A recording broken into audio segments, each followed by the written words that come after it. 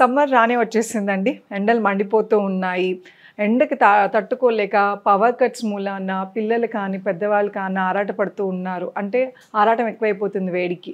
So ఏం చెయ్యాలి? ప్రాణాయామ చాలా సింపుల్ ప్రాణాయామస్. ఏసీస్, కూలర్స్, అలాగే ఫ్యాన్స్ బయట ఎక్స్టర్నల్ స్కిన్ని మాత్రమే చల్లగా చేస్తుంది. కాసేపు కరెంట్ పోగానే లేదా ఎక్కువసేపు ఎంతవరకు కూర్చోగలం ఏసీ రూముల్లో. సో అందుకోసమనే బాడీని లోపల నుంచే ఏసీ లాగా అంత చల్లగా ఉంచుకోవటం వలన మనకి బాడీ చల్లగా ఉండటంతో పాటు డీహైడ్రేషన్ అవ్వకుండా, ఎండ బారిన పడకుండా పిల్లల నుంచి పెద్దవాళ్ళ దాకా అందరినీ కాపాడుకోవచ్చు. అది ఎలా చేయాలో ఈరోజు మనం చూద్దాం. నమస్తే, నేను మీ Hima, advance yoga trainer and nutritionist. Welcome to hit channel. ఈరోజు మనం ఈ ఎపిసోడ్లో చాలా సింపుల్ ప్రాణాయామ, అలానే సమ్మర్లో తీసుకోవాల్సిన జాగ్రత్తల గురించి చూద్దాం. సో మనకు అందరికీ తెలిసిందే, బాడీ తొందరగా డీహైడ్రేట్ అయిపోతుంది. ఎందుకంటే విపరీతమైన స్వెట్, చెమట రూపేణ లోపల ఉన్నవంతా మనకి మినరల్స్ అని బయటకు వచ్చేస్తాయి. కాబట్టి మనకి అవసరం మించిన మెజర్మెంట్తో కనీసం 8 గ్లాసెస్ పైన వాటర్ తాగుతూ ఉండాలి. సో మంచినీళ్ళు తీసుకోవటం అనేది చాలా చాలా ఇంపార్టెంట్ అండి. మెజర్మెంట్ లేకుండా తాగినట్టే అనిపిస్తుంది. సో ఎలా తాగుతున్నాం అనేది కూడా ఇంపార్టెంట్. నీళ్ళు ఎప్పుడు తాగినా కూడా నుంచుని తాగండి, కూర్చుని తాగండి. సో నీళ్ళు తాగమన్నాం కదా అని ఒకటేసారి ఆ 3 లీటర్స్ ఆఫ్ వాటర్ కానీ, అలానే 8 గ్లాసెస్ ఎలా అయినా మెజర్మెంట్తో కూర్చుని నిదానంగా తాగటం చాలా ఉత్తమం. అలానే ఒకటేసారి బాటిల్ ఎత్తేసి బాటిల్ ఫినిష్ చేసి తాగేసామనుకుంటే కుదరదు.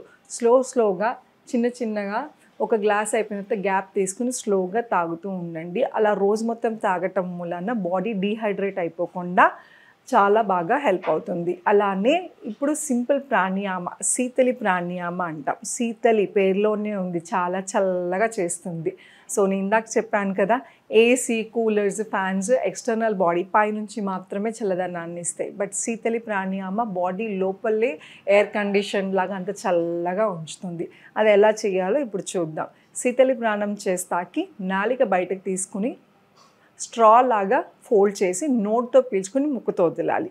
సో నోట్తో పీల్చుకున్నప్పుడు చల్లగాలిని పీల్చుకుంటున్నాం, ముక్కుతో వదిలినప్పుడు వేడిగాలిని వదిలేస్తున్నాం. నౌ స్లోగా రిలీజ్ త్రూ ద నోస్, ముక్కుతో వదలండి. అలాగే మళ్ళీ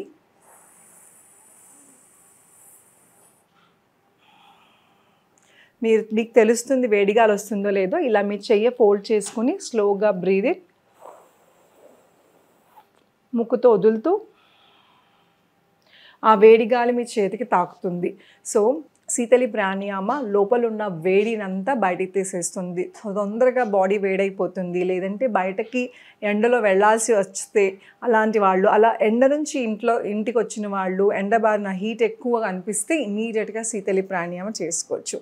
శీతలి ప్రాణాయామం తర్వాత సిత్కారి, ఇది కూడా కూలెంట్ లాగే పనిచేస్తుందండి. బాడీని ఇంటర్నల్గా కూల్ చేస్తుంది.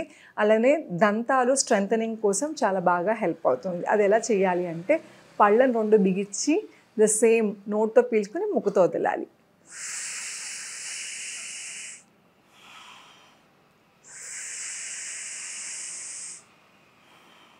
అలాగా శీతలి ఒక 10 టైమ్స్, సిత్కారి ఒక 10 టైమ్స్, 10 సార్లు చేయటం వలన బాడీ స్లోగా కూల్ డౌన్ అవుతుంది.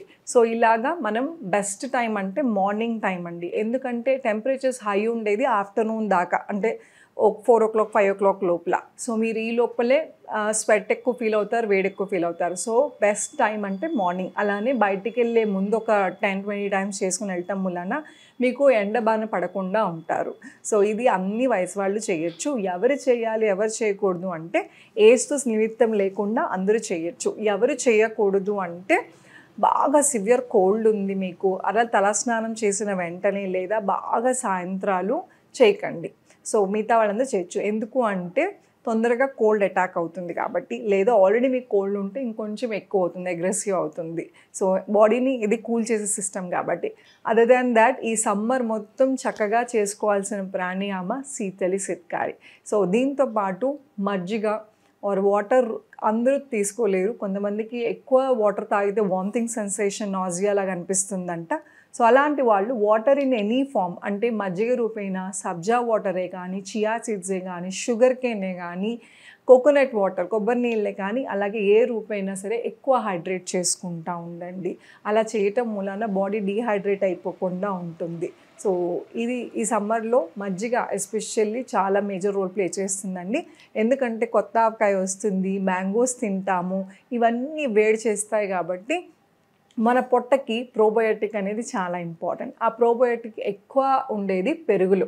సో పెరుగన్నం ఇంత తినేయకుండా, పెరుగు అన్నం కూడా మంచిదే, కానీ దాని త్రూ కార్బ్స్ వెళ్ళిపోతాయి అండ్ అన్నం ఎక్కువ వెళ్ళిపోయి కార్బ్స్ వెళ్ళిపోతాయి కాబట్టి వెంటనే మనకి నిద్ర రావటం అలాగే, లేకపోతే డిజీనెస్, అలాగ డల్గా ఉండటం అలా ఉంటుంది. అందుకోసమని పెరుగు అన్నం కన్నా ఉత్తమం ఏంటంటే మజ్జిగ ఎక్కువసార్లు తీసుకోండి, అది కూడా పల్చగా తీసుకోండి. ఒక గ్లాస్ పెరుగుకి ఆల్మోస్ట్ 3 గ్లాసెస్ ఆఫ్ వాటర్ తీసుకుని అంత పల్చగా దాంట్లో జాస్ లాగా ఏదైనా కొరియాండర్ కానీ, కొత్తిమీర కానీ, కరివేపు కానీ అట్లాగా మసాలా యాడ్ చేసుకుని రోజు మొత్తం ఎన్నిసార్లు వీలైతే అన్నిసార్లు తాగటం వలన మన పొట్ట మండిపోకుండా ఉంటుంది, బాడీ హైడ్రేటెడ్గా ఉంటుంది. సో ఈ జాగ్రత్తలన్నీ తీసుకుంటారని ఈ సమ్మర్లో కోరుకుంటూ thank you so much. Me Hima.